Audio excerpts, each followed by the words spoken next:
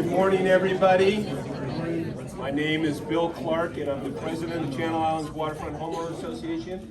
And I'd like to welcome you guys all to our 2024 annual meeting. Thank you all for being here. I appreciate it. The attendance is always very helpful. Very fortunate today. We have representatives from both the Harbor District and the city. I'm going to go ahead and kind of speak about certain topics and update you on the different events going on in the harbor, in our portion of the harbor, and in the city in general. So we'll go ahead and get started, and we'll go ahead and start with the Pledge of Allegiance. So Debbie, if you can advance that.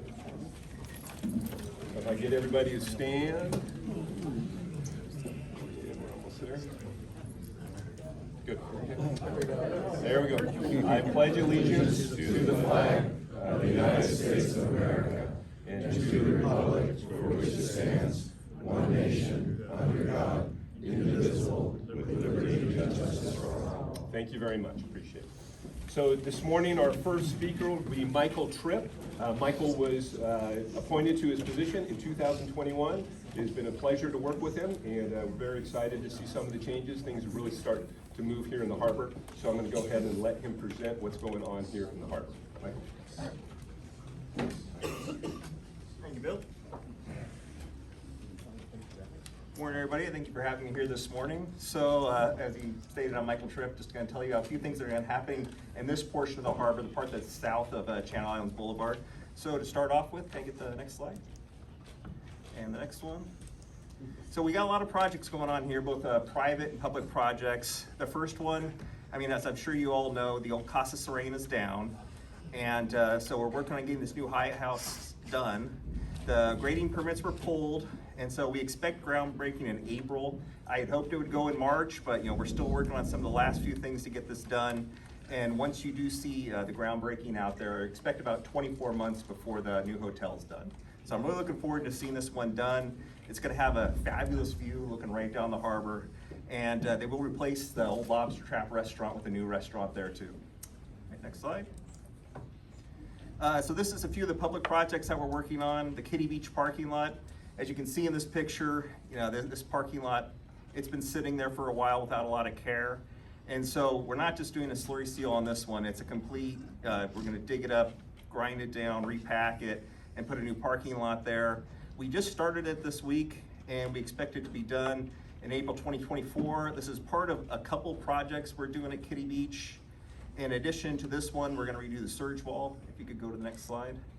So if you, you can see this wall right here. This is actually the seawall next to it. And if you can see it all right, it's kind of falling forward. So we're going to be replacing that seawall. We're also going to be replacing the surge wall behind it. And so we're taking these as one project at a time because they are complicated and expensive, but we're working on them. Next one, next slide. Another one that we're doing, and this is going to start in the next month or so, is the Silver Strand parking lot. We're going to slurry seal and repaint all that. Okay, next slide. This is a project we're looking at right now. The parking lot over by we call it Channel View Park. It's in pretty rough shape, and we're looking at completely resurfacing it. We're just getting quotes right now, see how much it's going to cost, but we're probably going to be doing that before summer as well. Next slide, please.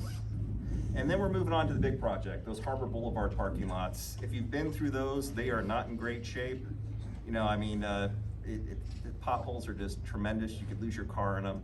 And so we'd like to get this done before the end of this year. It's probably going to be after June because we don't want to do them in the middle of the summer. But it's a big project, and we expect it to cost about $2 million. And by the way, City of Oxnard is also going to be contributing to that project as well, financially wise. Next slide. These are some of the private projects that are going on here. The Bahia Marina, this is the one it's at the very front of the harbor on the western side. They've shown me their approved plans right now, so we're expecting them to start this probably in the later part of this year, but it's going to be a brand new marina there. Next slide. There is another project going on right now. I hear them every day by my office because that's where they're taking the old docks and breaking them up and by the old launch ramp. And so this project's underway. It's going to be brand new slips here. And so most of the anchorages in the harbor need to be replaced. Typically, these concrete anchorages last about 40 years, and they were built in the 60s and 70s, so they're all way overdue. And so I'm very happy to see a lot of these moving forward. Next slide. The Fisherman's Wharf project, this is a big one, probably a lot of interest to many of you. We've been working on this for a few years now. We had a request for proposals back in May of 2022. We had some public meetings. We selected a group called Carl's that wants to rehabilitate the whole area. And we had a group of workshops. We got a lot of good input. The project was modified based on those workshops. And so this February, we had another group of 16 workshops where we show people the new project. And we got a lot of positive feedback on that. So I hope some of you were able to attend that. And so based on that, we have a good project description now. We're gonna go forward with our environmental review. Next slide. And this is just a few pictures to give you an idea of what it might look like. They plan to keep the basic Cape Cod look of the area. Next slide. They'd like it to have an artisan market, where you could go and buy, fresh products, things made by local artists, things like that. Next slide. They would also probably have parks, playgrounds, outdoor seating areas. This isn't a picture of what it would actually look like. It's just to give you a general idea of what the outdoor areas would look like. Next slide. Another project, this is one of my favorite ones that I'm working on right now, the Harborview Park Playground. This is over on the western side of the harbor. That's the long grassy area there. We don't have any playgrounds here, and well, we have a little one over at Peninsula, but we don't have any on this side of the harbor, and I really thought we could use one, to bring people in here, and while they're, enjoying the playground, they can go up to Marine Emporium Landing, which is the retail and restaurant area up there. We have like Moqueca and Sea Fresh. So next slide. And we wanted this is the grass area. So right now, there's not much going on there. Next slide. And we wanted something that was original and that it wasn't something just out of the box that you could see anywhere. We wanted it to be something that people would see and identify. Oh, hey, that's over at Channel Islands Harbor. And so we got this idea back when we were doing a park project, a general park project for the whole area, of having like an octopus attacking a pirate ship. And so that's what you're seeing from above right here. There's also some nice seating areas and stuff like that, some swings. And so next slide. Now, we went to the public and we showed it to them at the farmer's market. And one of the things that we received a lot of is, well, what about, kids that have ADA needs? They're not gonna be able to use any of this. They also asked us, well, what about, what year is this for as far as children? Is this 6 to 8, can toddlers use this? And so based on that, we did make some modifications to it. Next slide. And so as you see, there's a smaller slide now for toddlers. And we also have some different kind of equipment for children who, perhaps they can't see. There's like audio equipment that they can touch, and they can hear sounds, like playing on little drums and things like that. And so we did do that to try to just make it a more inclusive park that lots of people can come and enjoy. Next slide. And yeah, here for instance is one of those swings that, say the child cannot sit up in a standard swing, you can strap them into that one that's on the far left there. Next slide. We also have a lot of events this year. I'm not going to go over all of them because there's tons of them, but there's going to be a lot of things. Next slide. There's going to be a lot of things happening in the harbor this year. Lots of car shows, the Whale Festival. We're going to have the Parade of Frights again this year. The Parade of Frights we started 2 years ago. The last one was great. We made some changes to it to try to make it a little better, because the last time we came here, it was all leaving Marine Emporium Landing. And so where we had all the people, they were standing there for like 45 minutes going, where's the parade? And so we changed it so it's going the other direction now. So where the people are, they see it first. We made it a little later so they could see the lights better. And another thing, when we were listening to the public, we had planned not to have it go around the peninsula to the apartments over there on the other side there. And boy, did we hear from those people who said, we live here because we want to see this, so make sure it comes over here. And so we made sure it went around there as well. Of course, we're going to have our Parade of Lights, our annual food and toy drive, and all of our farmers markets and things like that. And next slide. So one other question that I've got here a lot, especially from people in your side of the harbor is, can the Harbor Patrol come back up north of Channel Islands Bridge and control some of the, craziness that's going on up there? And so we are looking into it. We are talking to the city right now about it to see, what kind of issues we might have with us going up into their jurisdiction. They're talking to their attorneys to, see if that's all right. And so once we can clear all of those hurdles, then we'll come back and talk to the homeowners group, because the way that this actually all got started was a homeowners group approached us and said, we're willing to pay for you to come up here a couple times a week or maybe once a day just to calm things down. And so we're gonna look at it. If we can get all the hurdles cleared, we'll give you a price for that and come back to you on that. And next slide. With that, I don't think we're gonna do questions now. I think we're gonna hold until the end, right? Or do you want me to do it now? No, Okay. we're gonna wait till all the speakers speak, because some of these topics kind of overlap, and that way we'll save the questions for. Okay. Thank you. Next speaker is Michael Wolfe. Michael also arrived in 2021. He's the Public Works Director, and he's the person in charge of our seawalls. So I'll let him. It's all his fault.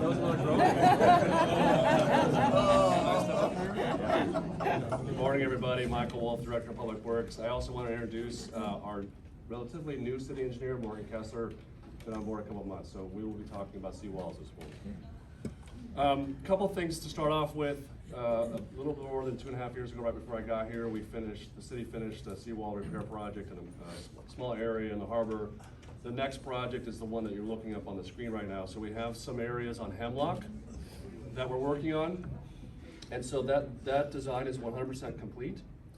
We actually are trying a couple of options for these repairs. And if you've been around long enough, you may have heard about some repair options, one of which was Professor Moe's and quake wrap. So one of the options that we are proposing, or that has been designed for this project, is that what's called FRP.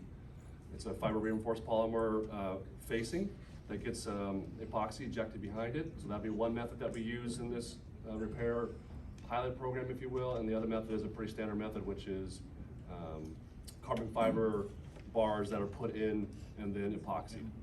And then both of those actually have a finish that, so you'll see the actual mechanics behind it. So we're 100% done with design. So we want to review these two options for multiple purposes. One obviously being price. We want to try to get the most bang for our buck in terms of dollars. We want to understand how much timeline it takes to do these repair methods, one versus the other.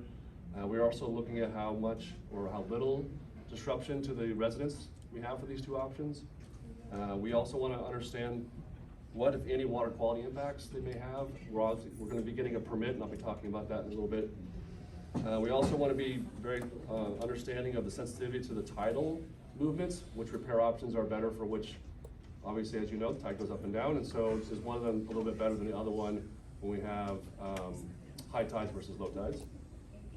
So you can think of all those things we want to evaluate as we go through this process. So the next step for us is we've already submitted the permit applications, and technically what we've submitted is a renewal of the permits, because we've gotten these permits a couple years ago. So we're working with the three agencies, Army Corps of Engineers, Coastal Commission, and the other one is the Regional Water Quality Control Board. So we've already contacted them, have gotten our applications in, they've responded already, and we anticipate those permits coming this summer. So once those permits are here, we will then go ahead and bid out the project. We will do a standard design bid build process for this, and we anticipate construction of this small area sometime later this calendar year. As I mentioned, we are working with those permitting agencies for the permits. So if you have any questions about that, we can talk a little bit more in depth, but we will be getting all the required permits. The other thing I wanted to mention, Debbie, do you want me to go over the, actually you can go a couple slides down. Two more, I think. One more. So just a reminder of the different types of walls that are actually here. We have two different types of walls. This is the Zern wall. It's a pretty standard cantilevered wall design. And then the next one is the Boise wall, which has tiebacks. So those are the two walls that are here in this community. And the repairs that we are proposing this year are for the Boise walls. And then we have a pretty standard repair process for the Zern walls. It's where you remove the damaged concrete on the face, and then you either shotcrete or hard trowel new concrete on top of that. So it's a pretty standard repair process. The other thing I wanted to mention, if you can go back a couple slides there, please. One more. Forward one. So I wanted to show, and these are still drafts, the next steps, right? Because that's usually a typical question here: when is my wall going to get done? And so we have this 2020-ish, I think, report from Trans Systems that identifies the different walls, and they put numbers to them. 5 being the ones that we should get to first, and ones being number 1 being the ones that can wait a while longer. So we're going to be using this as we march through this process of where we go next. So the ones that have 5s or 4.5s, I think we do halves, right? Yeah. So there's actually 5s and 4.5s and 3.5s. And so we'll be marching through that as we go through this process. Again, the idea of later this year is to validate both those repair methods, and then we can decide, is one better than the other, is one cheaper than the other, is one faster than the other, and then as we go through it, we'll be doing these other ones. And then if you can go one more down. And this will be, again, the ones that are at a different phase. So the other thing I do want to mention is we brought back an engineering firm. It's Duncan Engineering, and that gentleman who's the principal actually worked for Trans Systems in the past. He started his own firm. Good news is he has a lot of history here in the harbor, and so he's back on board with the city in terms of contracted, and we will have him and his team continue the monitoring and surveying process. So this spring you should see divers out there and engineers out there going back and doing the survey. A lot of places we have these survey monuments that we know what their position is a couple years ago, and we're going to see if they've moved. And then they'll also be doing diving to see the footing, if there's any issues with the footing. So we'll be doing another above seawater, above water level, and below water level survey starting this spring. I think that is all I have, and I'm available for questions. Thank you. So Michael will do that. Oh, I think you're good. Thank you very much. Our next speaker is Alex Nguyen, and Alex is our city manager. And as Alex has pointed out, the average lifespan of a city manager is 5 years, and Alex is on year 6. So please be nice. We want to keep him around. Thank you, and good morning. These guys, the two Michaels, left me a lot of time based on the agenda, but I won't use it all. Okay, so I'm going to go over just a few highlights about the city, and then we'll get to the next speaker and the Q&A. So I'm going to start by telling you City Hall is stable. There's no FBI investigation going on that I'm aware of. Sometimes you're not aware until it's too late, but we're good. Our credit rating remains stable. We're slowly improving, catching up to deferred maintenance across the city. If you leave your neighborhood, you probably notice that here and there. So we're doing okay. We are impacted by everything that everyone else is impacted by in the rest of the economy. So labor is a problem for us. Some of the costs of inflation that haven't come down are a problem for us. And supply chain delays are still a problem for us. So we're impacted like everybody else. Now, a couple things I want to highlight. First is homelessness. There are a couple of defining issues for Oxnard that they're really huge challenges for us that and the two I want to talk about are actually out of our hands, but we can't avoid facing them. So one is the homeless crisis in California, and the other one is the need to fix the community college here in town. So on the homeless one, obviously all these topics we can discuss for hours, but on the homeless one, I want to be brief and just state that, first of all, it's a statewide problem. It's not an Oxnard problem. It's absolutely not unique to Oxnard. Next, I want to say that across the state, we have either willingly or ignorantly misunderstood the problem as a problem of individuals who can't get their lives back together. All those things matter, whether it's mental health issues. I know the governor right now is out there pushing Measure 1, and he's saying that we have a homeless crisis because California shut down the mental health institutions several decades ago. That's only part of the issue.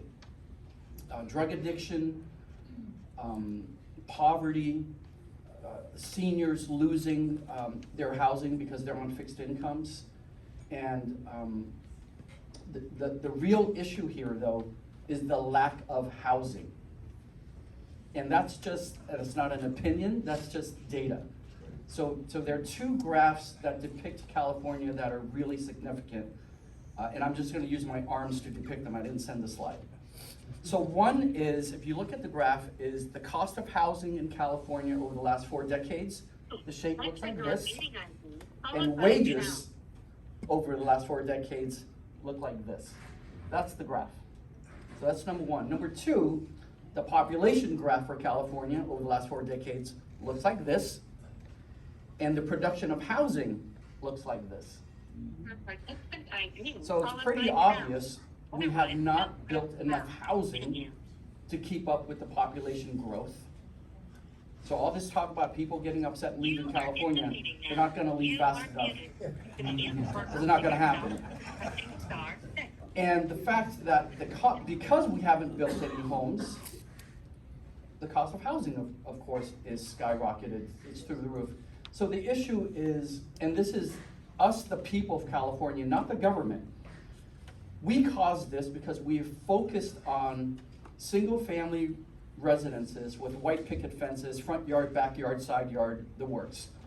And over 4 decades, all across the state, we have refused multifamily housing to be built near us. Now, there are some cities that have outright, over the decades, zoned that out completely. And it's California, so we're pretty progressive, so we use terms like, well, it's traffic. You know, CIWHA, the environment. But it's really about not having poor people live near us. So that compounds over 4 decades, right? And people tried to say, oh, you need housing for teachers and nurses and janitors. Well, it didn't happen. So now what's happened is the state has cut in and said, okay, too bad. Now you're all doing it, and guess what? It's gonna happen anywhere and everywhere that it can. So now you're gonna get multifamily housing not near your neighborhood, but it could be in your neighborhood. And now with the mental health issue with this bond, if you read it, by the way, I'm sure everyone in here has already voted. And I don't know if you voted for Measure 1 or not, because it promises, you know, putting money, over $6 billion back into mental health care, building housing for veterans. It all looks great, unless you read it. So one of the components in there that concerns me the most is that they're going to set aside more than $1 billion through competitive grants to contract out mental health services in residential settings. So what that means is, if someone wants to open up a mental health facility in your neighborhood and they stay under whatever the state is gonna issue a number, 6 occupants, 8 occupants, whatever the number is, there is nothing that we can do about it. We have 0 jurisdiction, 0 authority over that. So it's just come full circle now with people not acknowledging that regardless of whether someone's got mental health issues or drug addiction issues or poverty issues, none of those things get fixed without housing. And it isn't one or the other. It has to be both. So the state says that the Housing and Community Development Department of the state says that California is short more than 2 million units of housing. And this could be studio apartments. This is not, we better be done with the McMansions, because that doesn't work. We're running out of actual real estate in terms of people wanting to live in urban centers. So they say we're over 2 million units short of housing. The average cost of housing in California, when you take in the average between San Francisco, LA, and everybody in between, is $800,000 a unit. So that's gonna cost us $4 trillion, which is about the GDP of California. So it's not, we're not gonna get there, right? It took us 40 years to fall behind. We can't catch up in 10 years, let alone 5 years. I don't see how this happens short of actual federal intervention. And so we need to think about how they're gonna build housing, just basic housing, not tiny houses and not sheds, but just proper housing to house the people in California.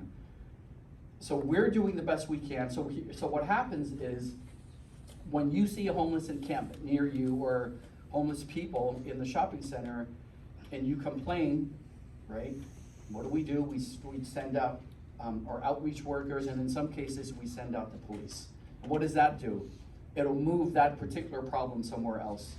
We've been doing this for 15 years in California. It's an utter waste of money. Every police department in this state has spent millions of dollars, big cities like us have been spending more than $1 million, upwards of $10 million a year, just moving people around, right? And now it's gonna get worse, because this year, the Supreme Court is going to review a couple of homeless cases, federal cases that banned the removal of homeless encampments. Those federal cases basically said everyone has a human right to sleep, and the government can't force them off of public property overnight unless you have an actual bed for them. Seems like a basic human rights kind of understanding, but the Supreme Court's going to review that, and what do you think is gonna happen? So, now we're gonna get back to, by the end of this year, if they make that decision that some of us are concerned about, now everyone's gonna pressure us to send the police out to get rid of that homeless encampment in your neighborhood. And it's gonna end up in someone else's neighborhood. So this thing, I think, only gets worse unless we can figure a way to build housing. Now, to be fair to Oxnard, Oxnard has been great over the decades for producing housing at all affordability levels. But even here, the rents are sky high, right? So I don't think anyone in here has had to look for an apartment recently, but after this meeting, pull up Zillow or something on your phone and just punch in 2-bedroom apartment Oxnard. You'll be shocked at what they cost today. So that's a big challenge for us. But again, it's not an Oxnard issue. We just have to deal with it the best we can. We hope if that measure passes that we'll get our fair share of that money from the state, right? We are building, and it will open later this year, a homeless shelter with permanent supportive housing on top. And that's 2 blocks from City Hall. And it's 2 blocks from me, it's 1 block from Michael. But we put it there because nobody else wanted it in their neighborhood. Nobody wants a homeless shelter or homeless housing in their neighborhood. So we keep fighting that fight.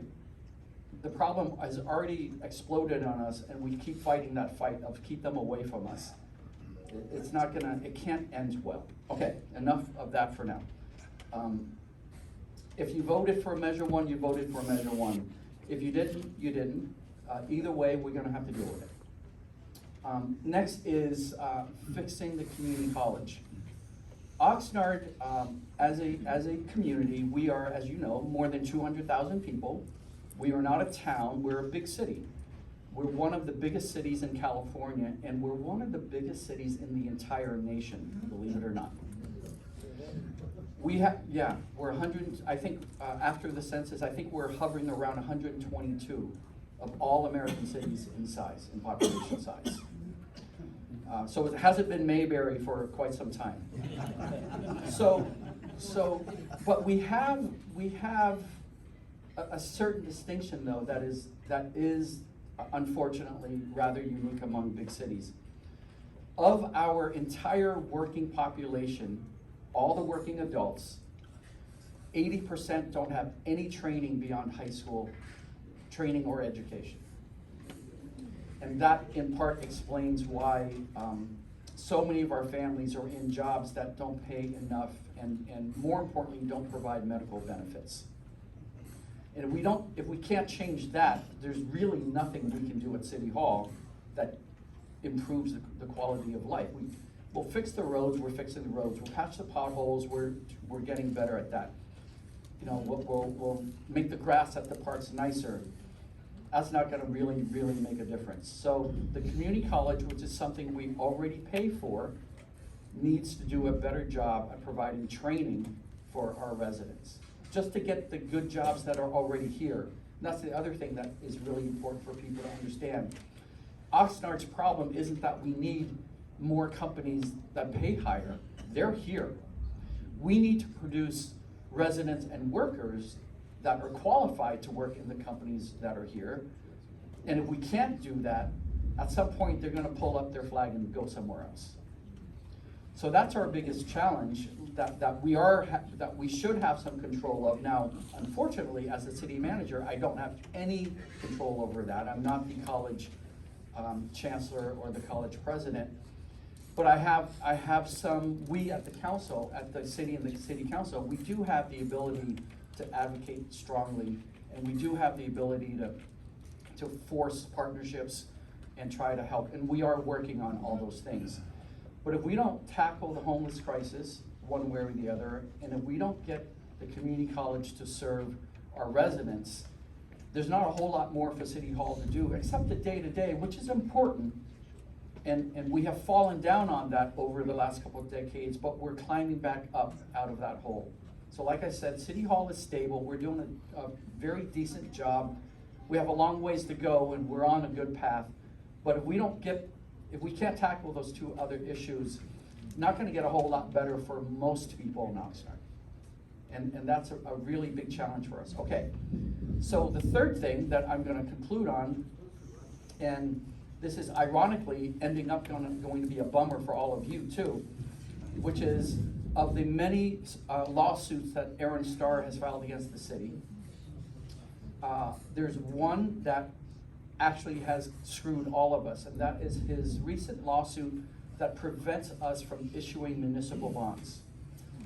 So every city, county, and state in this country issues bonds to do large projects, roads, libraries, police stations, fire stations, bridges, courthouses, state houses, prisons, all of that.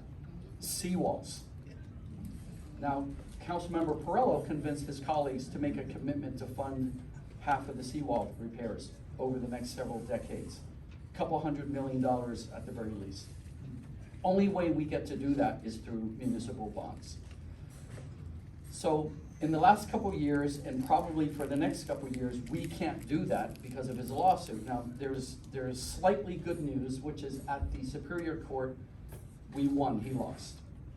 The Superior Court judge gave a very, very clear and strong decision that we should be able to utilize municipal bonds for these large projects, multi-generational, expensive projects. But of course, he's appealed. So we're still in court, and there's no date yet for the appellate court. So what that's forced us to do is to dip into our cash reserves, right? Because your public works director is not going to allow the roads to continue to get worse to the point where it's going to be utterly expensive to repair them or to replace them versus to maintain them. We're committed. Councilmember Perello's asked me to put a budget request in this year's budget. In addition to the $1 million to fix the boulevard down here, the $2 million to do the first major seawall project. So we're gonna put that in there. Now, the council members from the other districts have their needs as well. So we'll see how that plays out. And what I'm gonna tell the council this year is this is it. Like this is the last year that we can use cash to pay for these huge projects. Because we have to leave our reserves at a minimum balance that is necessary in case something bad happens. So there's various opinions about Mr. Starr's various lawsuits. Some of them have merit, no question about that. And some of them are completely bullshit. No question about that. But to utilize that as a way to improve government makes no sense to me, especially the bonding one. Right now, we are the only city in this damn country that can't issue a municipal bond to do a major project. So how does that make anything better? That doesn't improve transparency, that doesn't improve government accountability, that doesn't improve better financial practices. It just prevents us from doing the work that is necessary to keep this city going. So that's where we are. Knock on wood, I hope the appellate court will see it the same way that our local Superior Court judge did. Although even after that, he's got one more shot at a higher level appeal. So that's why I think we're still a few years away. So we're gonna try to get this initial $2 million project done. But after that, we're frozen until that gets through the legal system. And I know that's a bummer, but everything else is good news. So I'll leave it at that. Thank you. And I would be remiss in not introducing Councilman Bert Perrell. Bert has been very supportive of our area, and unfortunately, I think the term limit is coming to an end, not too distant. I'll be able to run next time. Oh, excellent, very good. That's good news. We've enjoyed working with Bert, and we look forward to working with him in the future. So our last speaker is Chuck Carter, then after Chuck, we'll do question and answer. Chuck?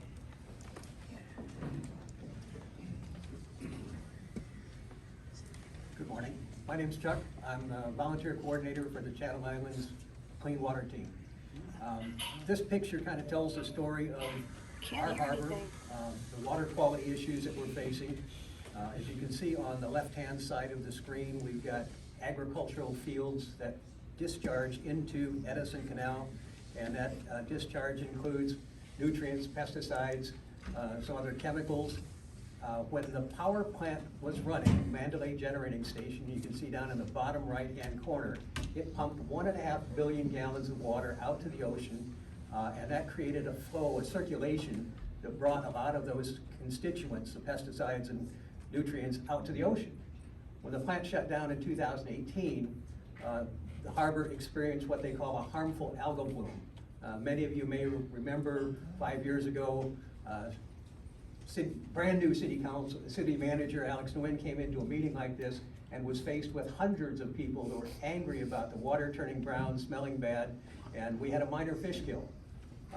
Mr. Nguyen did a great job of getting a scientific aquatic bioassay consulting to come in and do a study and determine what caused this algal bloom and what we can do in the future to prevent that from happening. Our harbor water has been pristine for years because of that circulation. Next slide, please. So today I would like to talk about some of our accomplishments and where we've come. We have tried to answer some of these questions. Has the water quality deteriorated in the Channel Islands Harbor since the power plant was shut down? If it has, what's caused that degradation? And what are the mitigation or remediation options? How do we fix this? And finally, what are other harbors doing? Next slide, please. So this picture kind of shows that circulation that was going on for 60 years when the power plant was running. 1.5 billion gallons per month is 35,000 acre feet per year. That's a lot of water that moves through the harbor. The tidal flow allows some of that water to exit through the harbor entrance, and the pumps allowed more of that water to exit out the north end.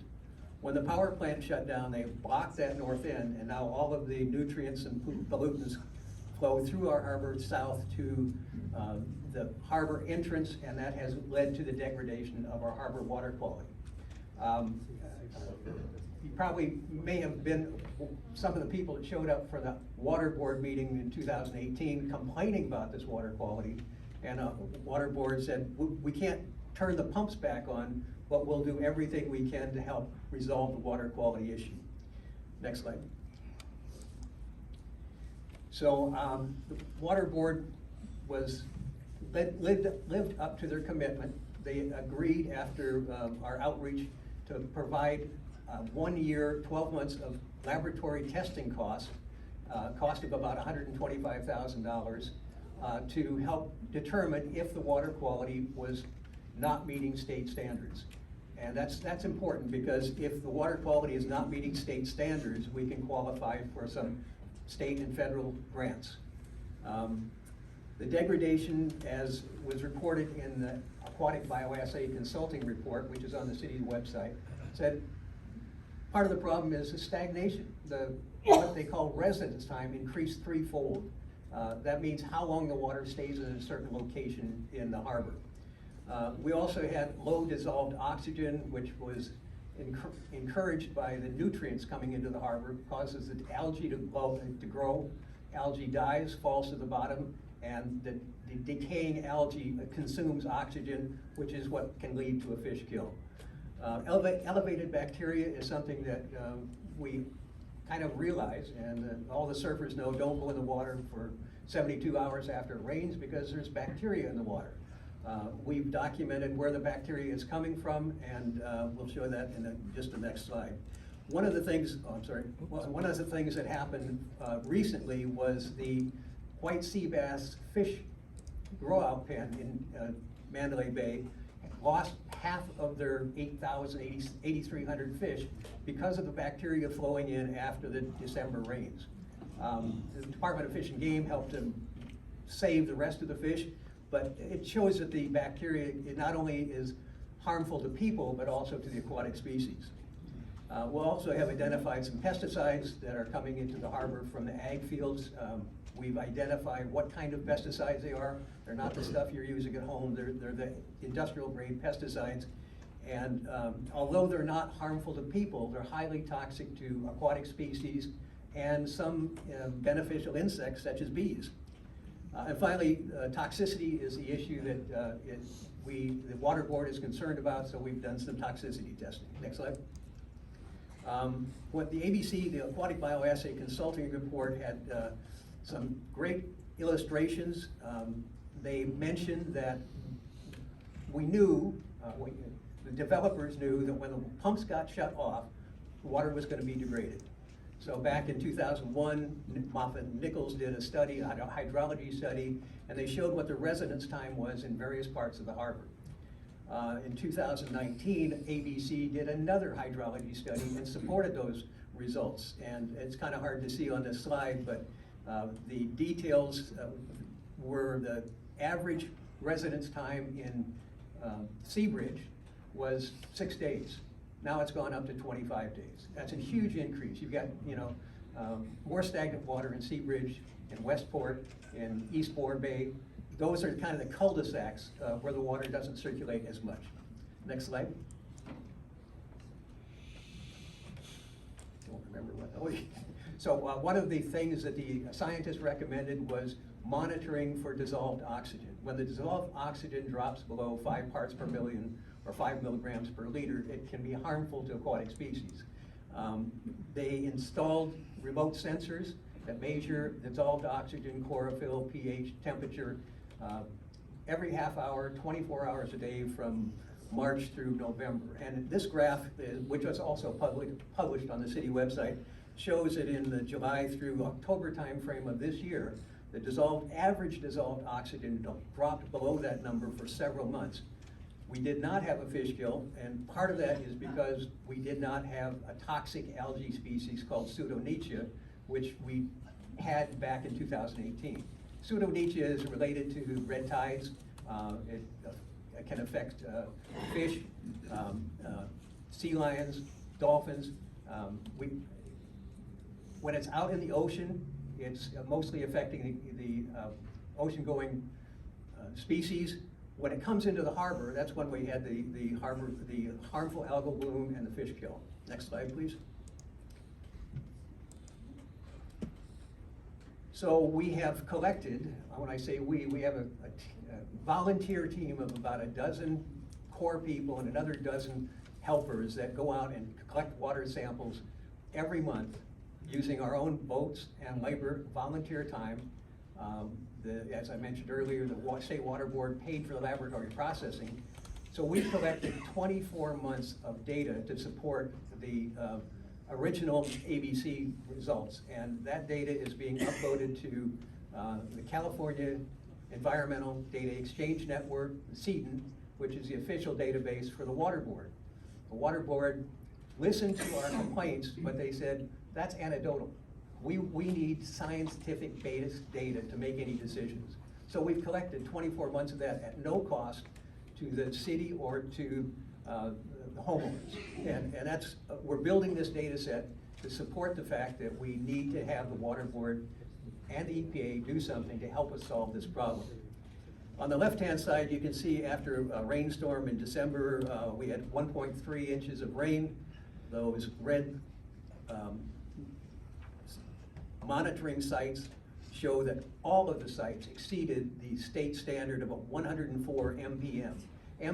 Most probable number is the acceptable level of bacteria that is not going to cause harm to people or fish. Shortly after the rainstorm, up at the very north end of Edison Canal, we saw 6,000, way, way higher. Even worse than that, down at,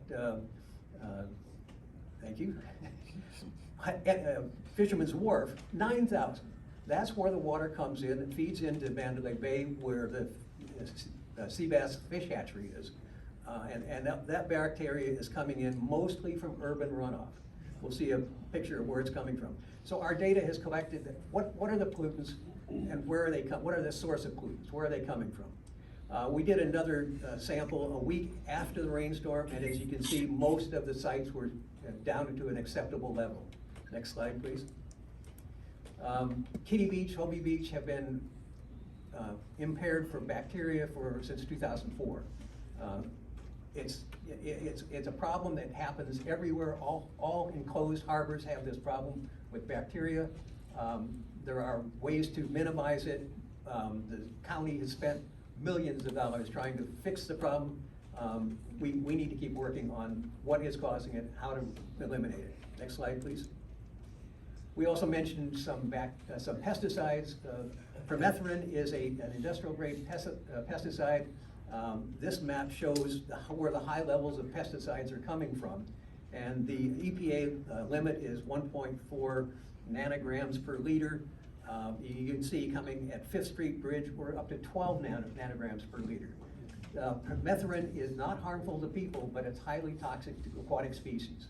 So we have provided data to the Water Board to show what the pollutants are and where they're coming from. Next slide, please. So our goals, when I say our goals, the Channel Islands Marine Advisory Committee was formed back in 2018. Our goal was to try to protect and preserve the water quality in the harbor, to make it a safe, swimmable, and fishable water for not only our neighbors, but all the visitors. The harbor is the crown jewel of attracting visitors into Channel Islands Harbor. And we need to keep it clean, and we have to restore the residence time, the circulation in order to do that. The other option is, or the other goal is to conserve water for agricultural and residential use. We've been through this drought. We don't want to waste water. Next slide, please. So based on the Aquatic Bioassay Consulting report, the Water Board added 4 new toxins to what they call the integrated report, the 303D list of impaired water bodies. Well, nobody wants to have an impaired water body because it kind of acknowledges that there's a problem here. The good news is, if it's not impaired, you can't get a grant, federal or state grant. Now that it's on the list of impaired water bodies, we're eligible to apply for grants to solve the problem. Unfortunately, Water Board works very slowly. In the right-hand column, you can see the goals to issue what they call TMDLs, total maximum daily loads. Those are limits that they can place on the dischargers to reduce the levels of pollutants coming into an acceptable level. The goal to do that is 2037. So things don't move very fast, but we've got to get it started in order to work towards the goal of having EPA and the Water Board establish those limits on the dischargers from the farmers, from the storm runoff. Next slide, please. So I mentioned the pollutants are coming in from various sources. This is the Ventura Watershed Protection Map that shows where the major storm drains are. And at the top of the list, you see that red line is Doris Drain. It runs from Ventura Road all the way west through the neighborhoods, through the agricultural fields, and it discharges into Edison Canal, and that goes all the way down to the harbor mouth and exit. The next one down is Fifth Street Drain, another major agricultural and urban runoff. So the water's coming into from those sources. The bottom corner there you see Oxnard West Drain. That's all urban runoff. It runs from Ventura Road down to Channel Islands Boulevard, 3 miles. It goes west into Mandalay Bay, right where Fisherman's Wharf is. So that's where the water that we had that high bacteria count. Next slide, please. So this one, same drains, but it shows you all the agricultural fields in the background there and where the urban runoff is coming from. Next slide. This is a picture of Doris Drain. It is one of the major flows into the harbor. It runs like a river year-round, rain or shine. It's agricultural runoff and urban runoff combined. 2,400 acres of ag runoff, significant flow. Next slide. This is Fifth Street Drain. This shows you what was flowing out this weekend, last weekend, from the rainstorm. Very muddy, dirty water from, again, urban runoff and ag runoff. Next slide. So what is the impact of these pollutants coming into the harbor? One of the measurements is what they call a toxicity test. We collect samples, a couple gallons of water from each of our sites. We send it to the laboratory. They put it in a controlled environment with 100 tiny little shrimp, and they monitor those shrimp over a period of 7 days. And at the end of the time, if they all survive, we pass. December 15th, 4 out of the 9 sites, 4 of the sites failed, 100% failed survivability. So, that tells us we got a problem. We don't know exactly what causes the problem. Could be low dissolved oxygen, could be pesticides, could be something else. The toxicity identification evaluation test is extremely expensive. We did not run that. The Farm Bureau gets the same kind of results. They've run TIEs, and the results are, we don't know what's causing killing the shrimp. So it's just a reminder that we have some toxicity to the aquatic species, and we need to address that. Next slide, please. Recent events. So the City Council approved a new contract for aquatic bioassay consulting to continue monitoring, harbor quality monitoring and consulting for the next 6 months. It was a $100 million contract. They originally were planning to charge 80% of that to the homeowners. And thank you for all the people that showed up at the City Council meeting, sent in emails.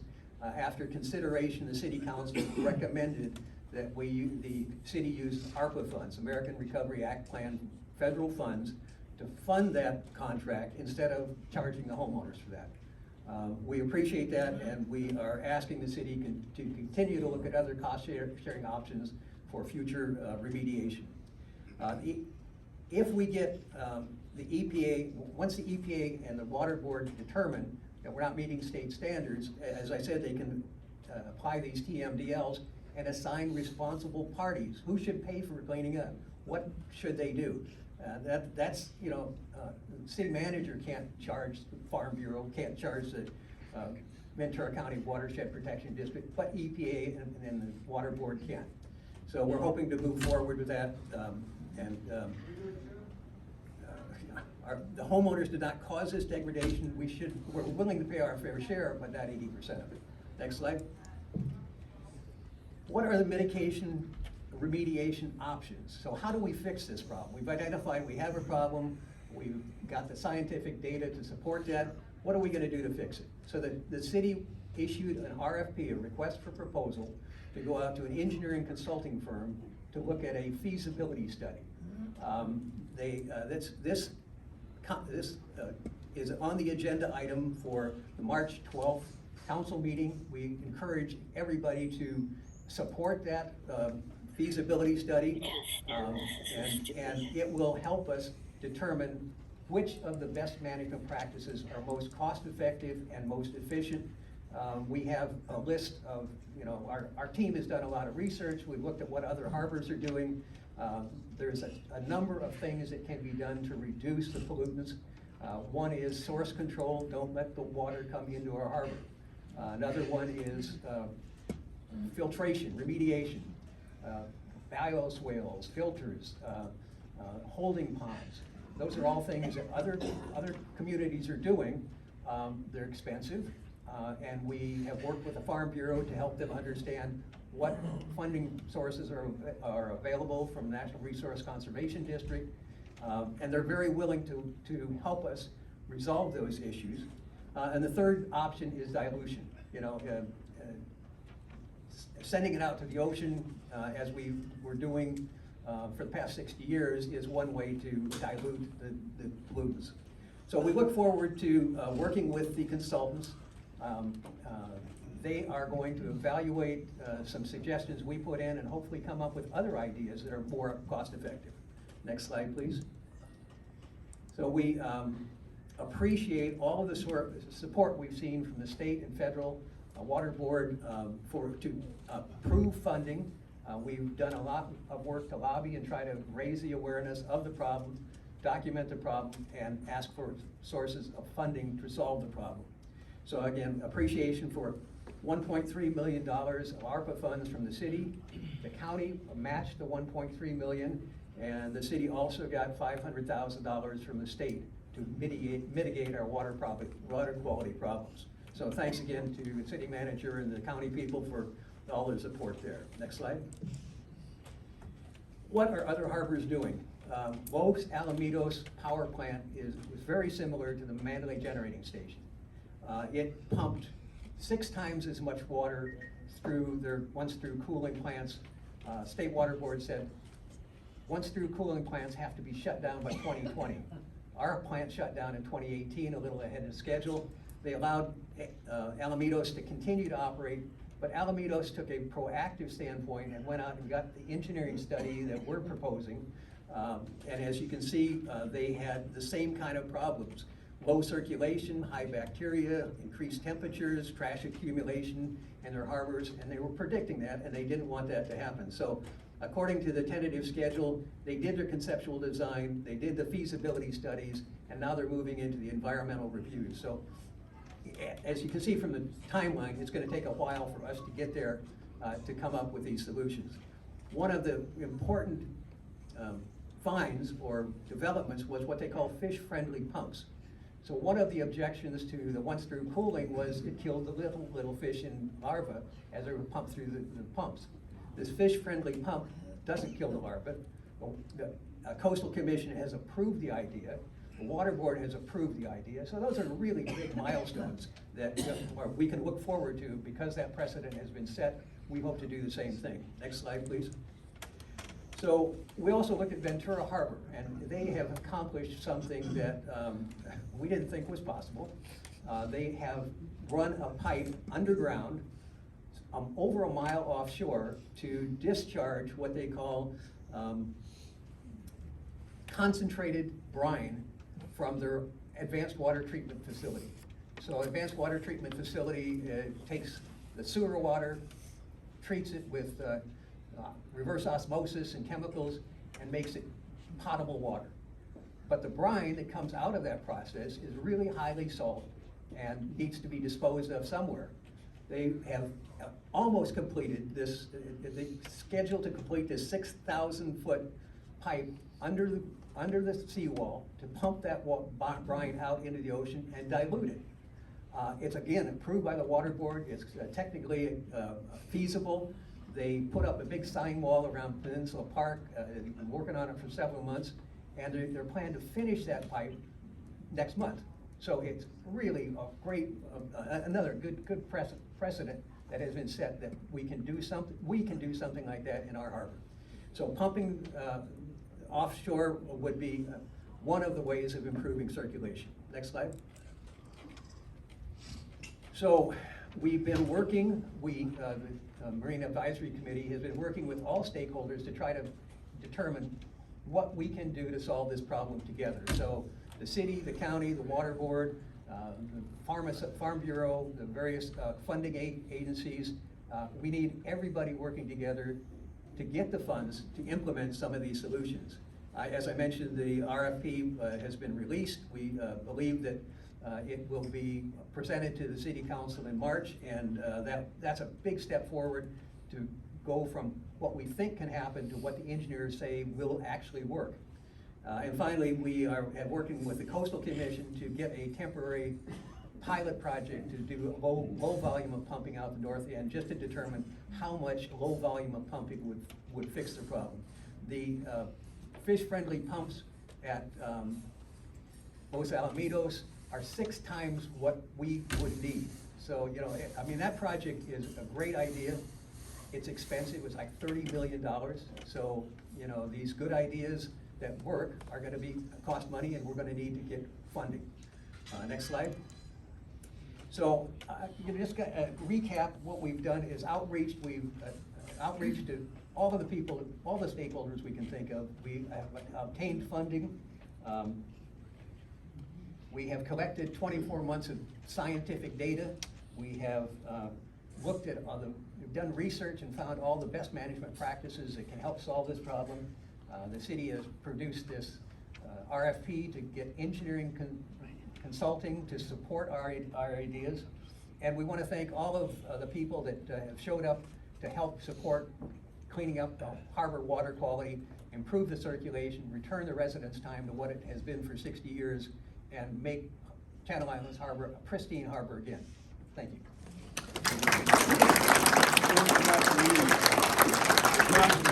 Tireless advocate for our waterfront. His tenacity is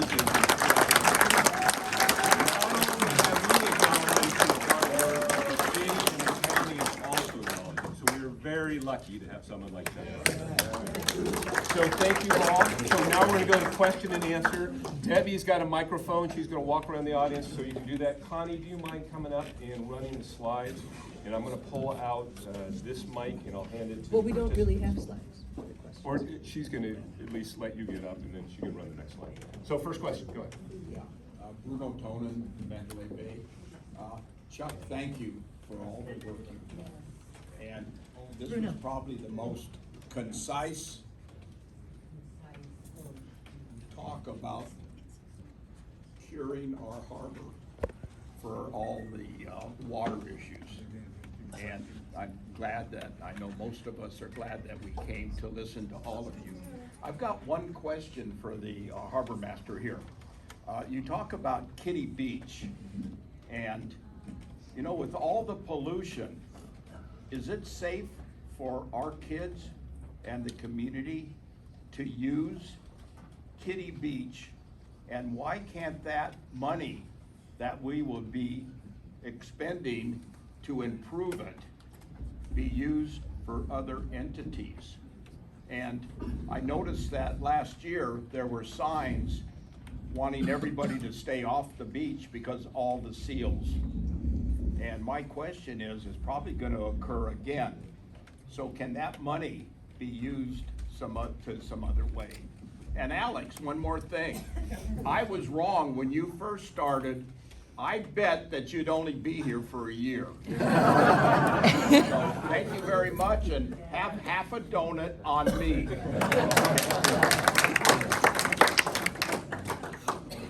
Half donut, that's a weak bet. Thank you. Okay, so as far as Kitty Beach goes, the reason that we're fixing the parking lot is because it needs it.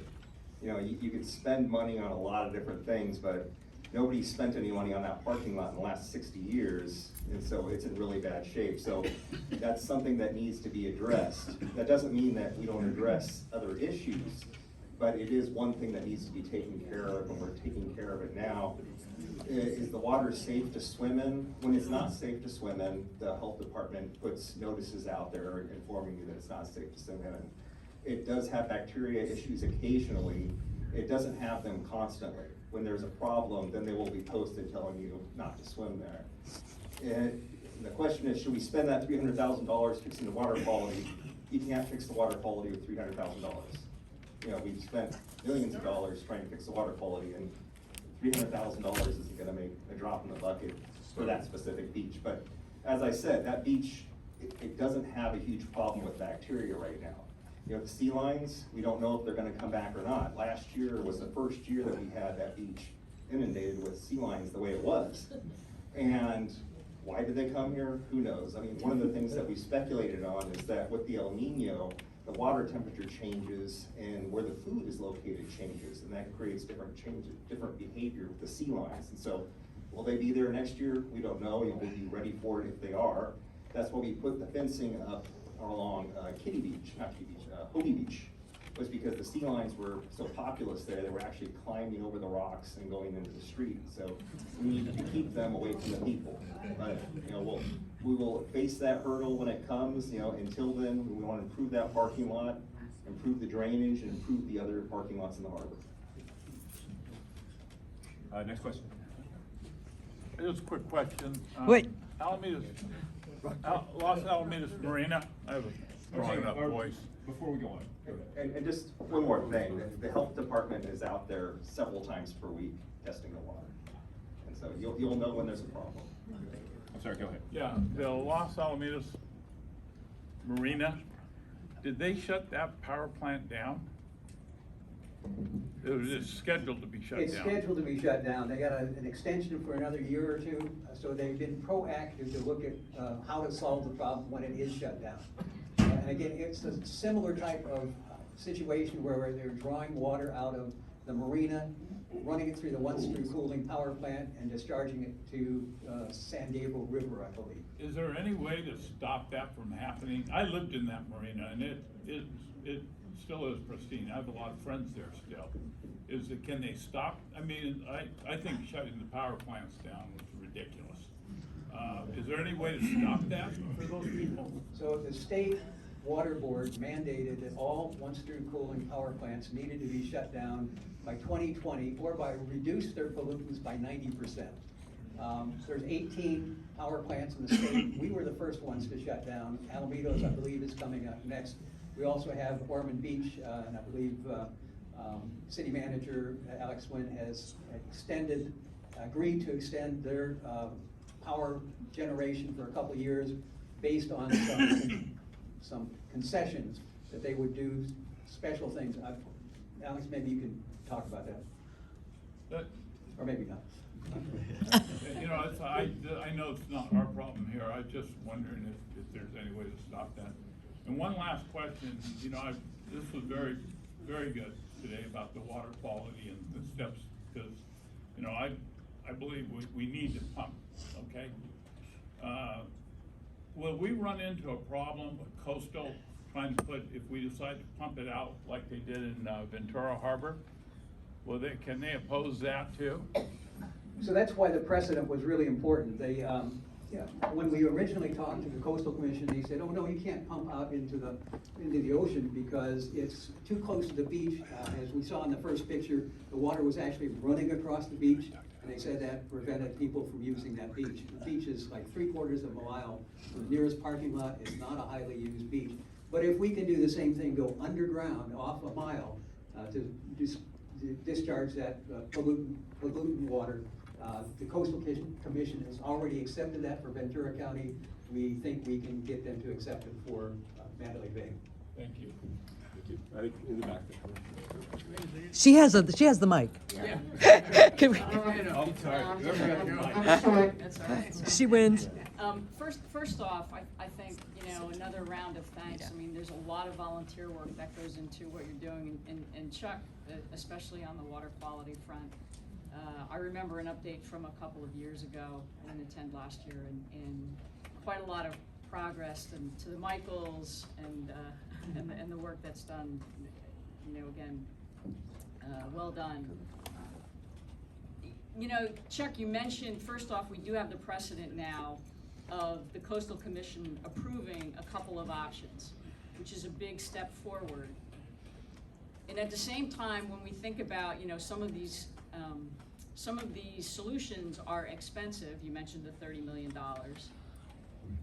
Frankly, in the context of the things that Michael's working on and all the improvements for the community, that $30 million, and I'm not saying that that's the right number, but in the scheme of bad water quality and how we want commerce and we want, visitors and so forth, and we want, obviously real estate prices to remain attractive, those two things are kind of at cross purposes to each other. $30 million is gonna seem like a very small number in the context of the overall impact to what's happening to the harbor over the long term. With the approvals, is there a way to accelerate and fast track one of those solutions? Now that, 2 years ago, and again, a lot of things happened in 24 months, is there a way to kind of fast track one of those solutions, and maybe it is the engineering surveys, based on the Coastal Commission already approving, and they were a blocker, for us to accelerate some of those solutions? That's the first question. The second point is, an early slide mentioned a 3-fold degradation.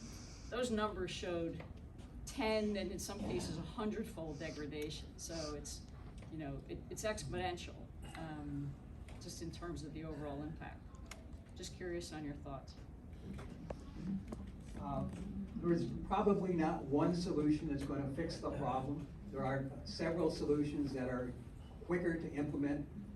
Water Board, the Farm Bureau is looking at something called tailwater recovery, where they take the ag runoff, they run it through filtration, they reuse that water for irrigation. So that conserves water, reduces the runoff coming into our harbor, and there's a company called Tailwater Recovery that produces this rental unit that they can install in Doris Drain and run the water through that.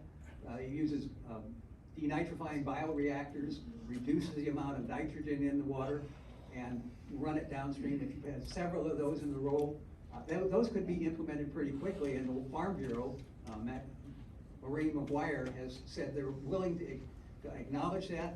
The National Resource Conservation District has 319 grants available to support the farmers if they wanted to apply for those grants and install those.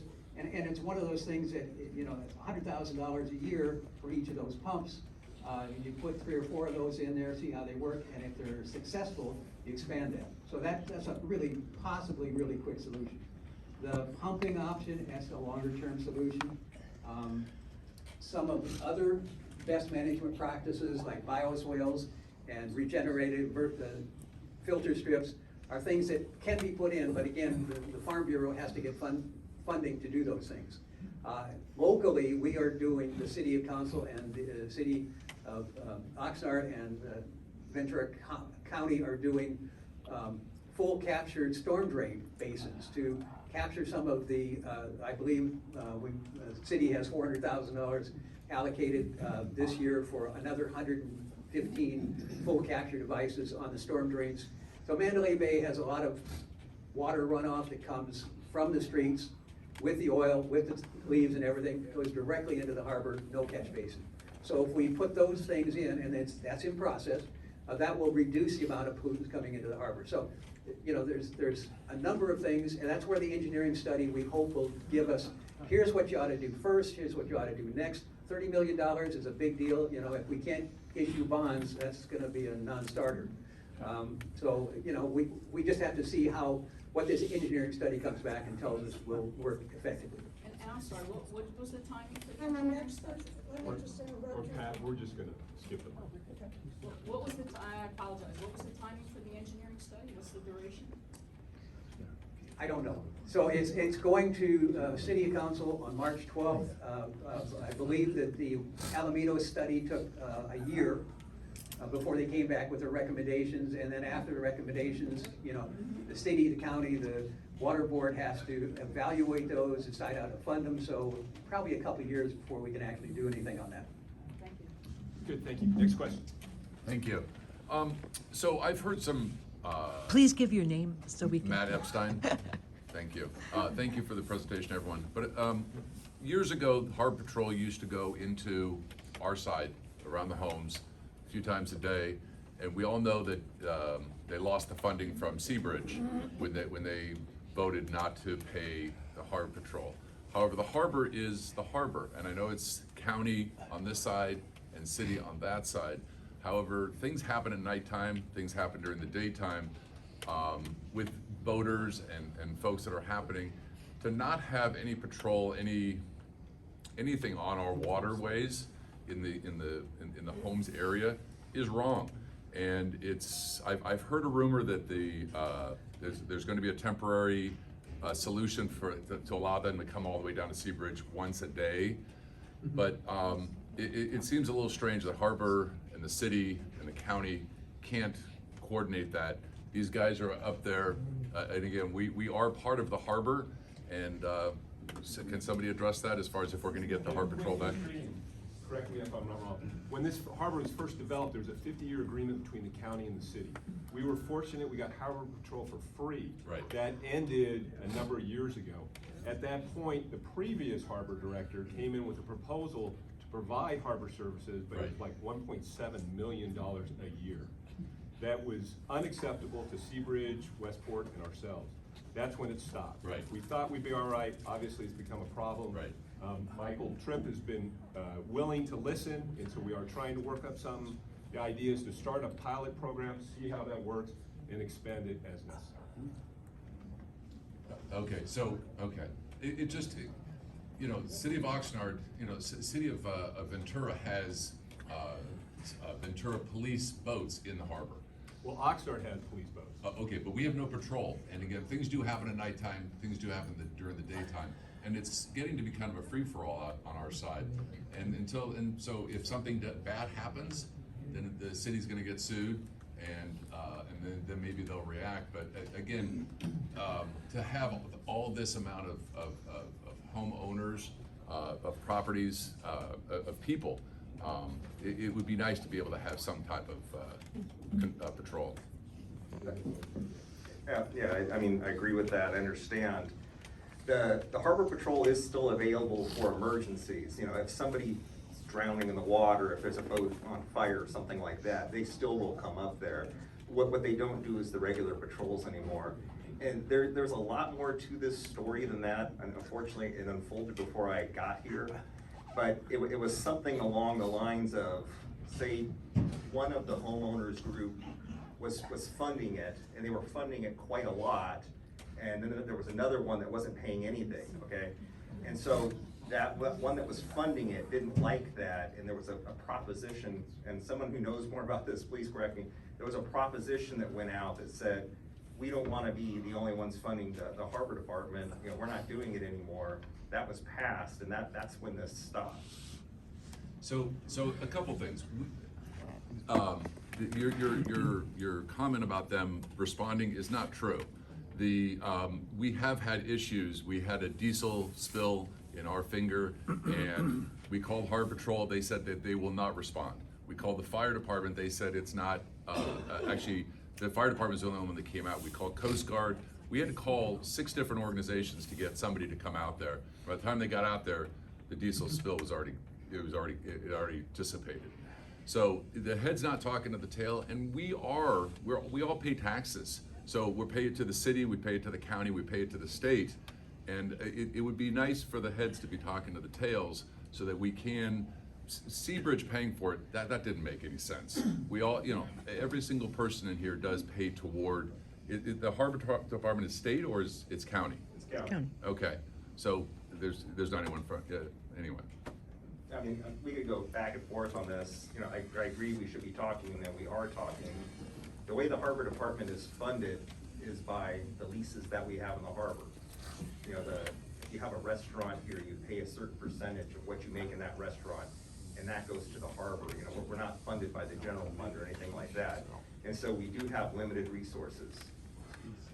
Michael, what about the marinas back there? You did any funding? No. Like if you're in an anchorage out here in this part of the harbor, a percentage of what you pay to be in that anchorage, that goes to the harbor department, which funds Harbor Patrol. Up where you are, we don't get any money for any of the restaurants up there, or any anchorages or anything like that. We don't get any property tax from it. Years ago, when we had the Harbor Patrol in, I think one of the issues was they had no authority to do anything. And they went around in the night, and they just rode around, and they could do nothing. So if we end up using them again, we need to have some kind of authority for them to do something and some guidelines, because it was a waste before. Right, jurisdiction is a problem. That's part of an issue that hopefully we continue to work on. My name is Bonnie Quinton. I have two very quick questions for our city planners. That's who you two guys? Yeah, okay.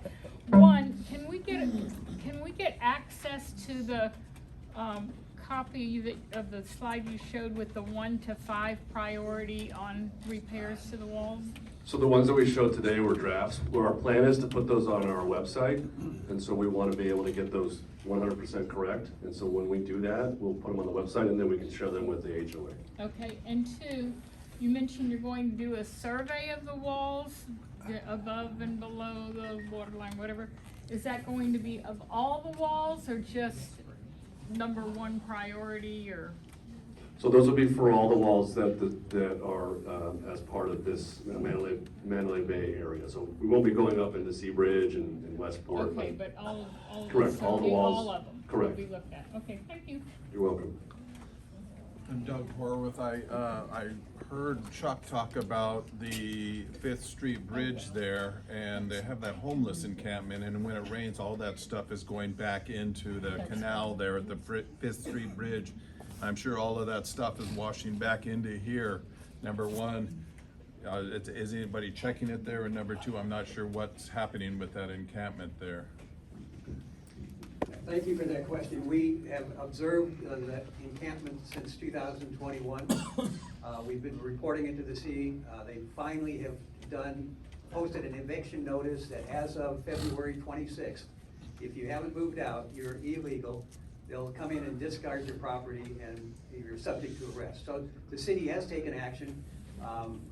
They did the same thing in 2015. They moved all those homeless people out, and as Alex said, they just go from one place to another place and come back in. So it's not an easy problem, but the city definitely has taken steps to eliminate. So the homeless people dump a lot of trash and human waste into the harbor. That definitely affects the water quality, and we are pleased to see that they're moved out of there, but that's a temporary solution, I guess. Also, I've heard that that's private property. Is that true? It is, yes. And at one point, it was owned by NRG. I'm not sure who the current owner is. Thank you. Question here. There are some of us, the city ran out of money to repair the seawalls. We paid ourselves for pylons to be put down into the bedrock. I know we paid over hundreds of thousands of dollars to have our corner property have pylons put down into the bedrock to secure the property. Now, does that mean that they will not, we still are going to repair the walls around us on a corner? So I'm not familiar with any prior repairs that were done by property owners, but our intent is to inspect the walls at, and I'm gonna use this pun, at face value, right? So we're gonna go out there and inspect the walls regardless of what happened on the private property side, all the walls. I have a question. Was that pylons for the docks and ramps, or? No, it was for the property itself, and 3 sides of the property were sinking. And the city had run out of money to take care of this, and it was not the only property I know that had this problem. What year was that? So, it was done on our property too, Yes, so. what year was that? It was like maybe 1980 or in that area. Oh, okay. Shortly No, after this the was later development. than that. So we had 13 This was like- caissons drilled. This was like 86. Yeah, it was a result of Or a 90, lawsuit. yes. So, Right. and the city has all the plans. We had 13 caissons drilled, and the property was mud jacked Yes. at that time. But I don't Right, think that was our a seawalls were separate, lower seawalls. that was a So what I'm separate, saying is then our properties are then not, are going to stand up even though the exterior. but the face of the seawall and the condition of the that, they still need to be monitored and, That's, I don't know. yeah, yeah. All right. Yeah, my name is Ray Delsher. I have a question about the design for the seawall repairs. For the repairs that will be done with cement, what do you plan to use for rebar? So the ones that are the Zern wall already have rebar inside of them. So when we do the removal of any of the concrete on the outside, that's no longer providing any structural integrity. they'll inspect the rebar if necessary and replace the rebar if need be. There's carbon fiber rebar is one of the examples that we gave. And so it won't be necessarily a replacement of steel rebar, it could be carbon fiber rebar. Okay, because often it's the rebar that sets the life of the walls. That could be the case for us, just do the rebar that's already. Yeah, unfortunately, you have to take all the concrete out to do the rebar, right? So, I mean, we could talk, weeks about the compressive strength of rebar versus concrete and where that rebar actually sits in relationship to the concrete, right? So, the rebar is actually typically part of the compressive component of that rather than the tension, right? Yeah. So we'd have to destroy the entire wall, obviously, to fix to replace the rebar that's actually embedded in there. So part of this is taking the concrete off the face, and then, if necessary, from a structural standpoint, putting in carbon fiber rebar strips, and then putting either hand troweled or shotcrete concrete back on top of that. I was gonna mention Promex, that I think that you've got something else that you found will do the job. So we'll look at that. Thank you for that. In fact, if you want to share that with us, we'll take any and all options that may be out there. Our engineer that we hired has done this methodology before. It's a pretty standard methodology in a lot of different harbors in terms of this carbon fiber rebar replacement, but we'll take a look at all options. Can you talk a bit about where it has been used and what kind of life we should expect, how you know? So the two methodologies that we're proposing, one of them is a little less, has a little less history. So that's the Quake Wrap and Professor Moe. He has done a lot of testing. It used to be called ASTM testing, I forget what it's called now. So they've done a lot of testing on his product. It's basically a FRP panel that gets set up against the wall, then you inject behind it with epoxy, and that sets the strength. So that's a relatively new process. Part of the expectation of that is a really reduced impact in terms of what you have to remove, how fast it can go, things like that. The other methodology that will be part of this upcoming project will be the carbon fiber rebar. So, and I will, if we can exchange emails, I can get you the history behind that. Our engineer says it's a pretty standard process. I want to say he was mentioning 25 years. Is that 25 years kind of lifespan for that repair? Obviously, this is a repair method, not a replacement method for that wall. But if we want to exchange information, I can certainly send you some literature on that process. Yeah, the Promex may be more for new walls. You get 100 years. A question? Joanna Gutman. Is there a current estimate of cost to the individual property owner for the seawall? So this goes back to a longer conversation about, the 50-50 split of the cost. As mentioned by our city manager this morning, this next phase, the intention is for the city to or at least Public Works Director, we're gonna request the $2 million. That's the current estimate for this small phase along Hemlock. So that's the request. I think you're going back to, if there's a 50-50 split, then what is the 50% homeowner's responsibility, and how will that potentially be raised? Is that an assessment? Is that maybe Bill or Denny can talk a little So about basically, that. it would have to be some sort of assessment, change in your assessment. Now, we all have to vote on it, so it's gonna have to be acceptable. So we don't know what that number is yet. We hate to guess what that number is gonna be. Hopefully, with this information, it's gonna give us a ballpark where we're at, and then we can address that. But to catch you up, at the annual meeting, when we were presented Plan A and Plan B, how many people were at that meeting and remember that?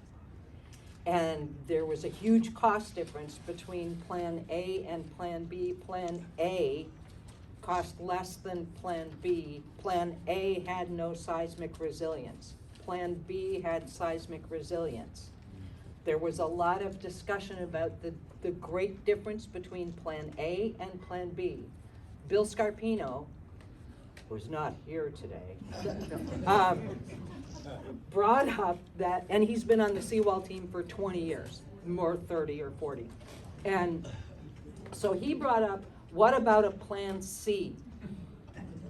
And the Plan C was taking us back to exactly the plan they're doing, the Hemlock project. That wasn't Plan C. He said, why not look at what was already approved as an R&D project? He said, why not look at what has happened between that R&D project getting put on hold and now? Why not look at other vendors and see? And lo and behold, after the city last Public Works director not listening to us or paying attention and coming up with their own plans and spending a lot of money, this Public Works director, this city manager said, that's a brilliant idea. So this is Plan C. The R&D project, the whole reason for doing Hemlock the way it's being done is to get a cost estimate, an impact estimate, an outcome estimate on using multiple different processes that have to be done throughout the entire harbor so that we can say, if we use this process, how will it hold up? If we use this process, how much will it bother the neighbors? If we use this process, how much will it cost to get the equipment into the harbor to do that, and how many walls can we do? So correct me if I'm wrong, but yay. There's no correction there, thank you. Any more questions? Okay, with that, I'm going to thank the city and the county. Thank you guys very much for being here. I appreciate all your help, and we look forward to continuing to work with you guys. And we'll do a quick homeowners meeting, and then you'll be done for the day. So thank you guys. Appreciate it.